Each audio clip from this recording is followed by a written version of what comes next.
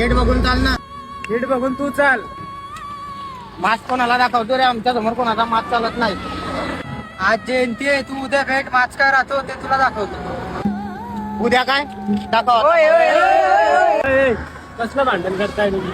अरे आज 14 एप्रिल आहे, बाबासाहेबांची जयंती सगळ्यांनी मिळून साजरी करा. आम्ही नाही येत कोणाच्या जयंतीत, ते येतात का आमच्या जयंतीत? पण नका, आम्ही बोलत पण नाही आणि आम्ही येत पण नाही तुमच्या जयंतीत. मला एक सांग रे, बाबासाहेबाचा जन्म केव्हा झाला होता? 14 एप्रिल. वर्ष नाही माहित ना?